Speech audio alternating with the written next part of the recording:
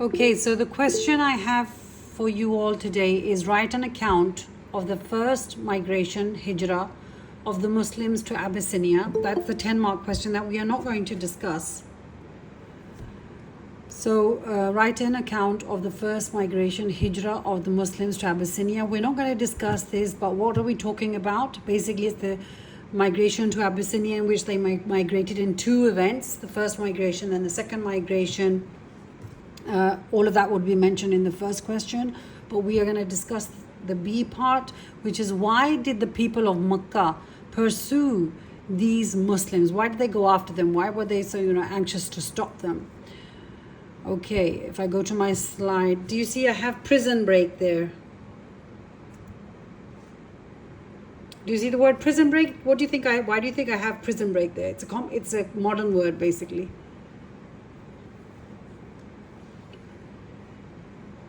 If you remember, the newly converts were usually the lower class and the ones that were the slaves of, masters.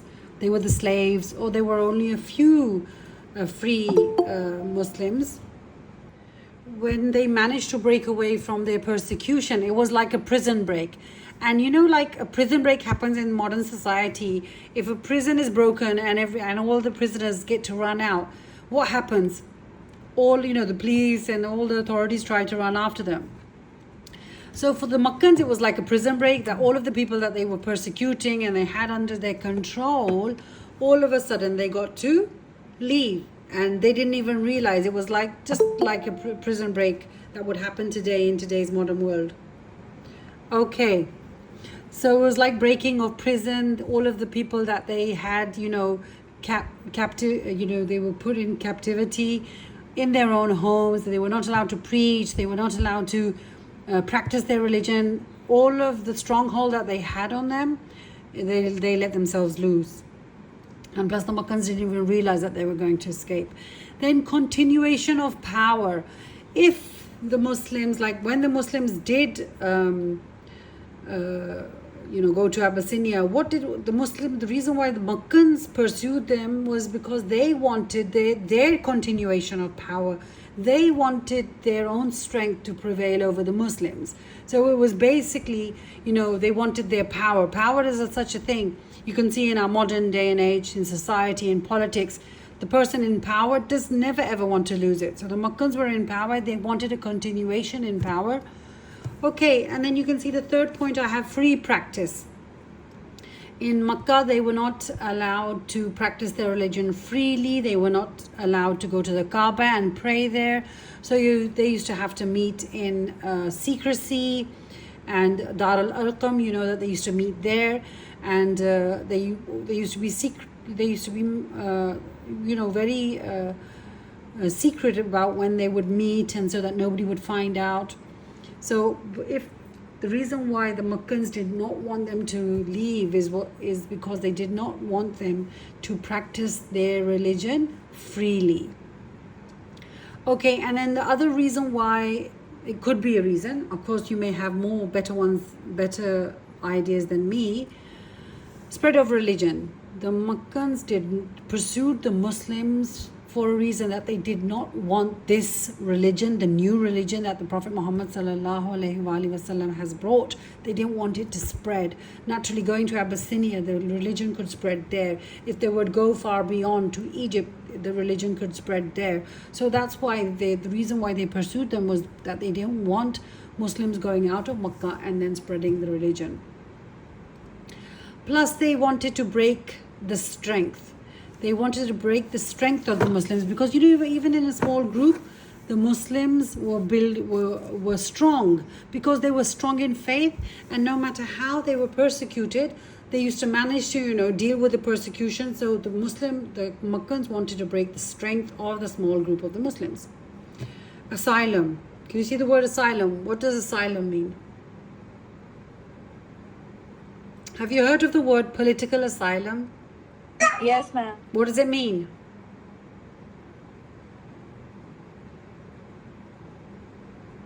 It's a form of protection that another country gives anybody based on the fact that in their own country they're facing persecution, whether it's religious persecution, whether it's political persecution, whether it's race persecution based on race. So what was it that Najashi would have given them asylum? And he did end up giving them asylum, because when he listened to Jafar speak, and he listened to both sides of the stories, he saw no wrong in keeping the Muslims safe and giving them asylum in his country.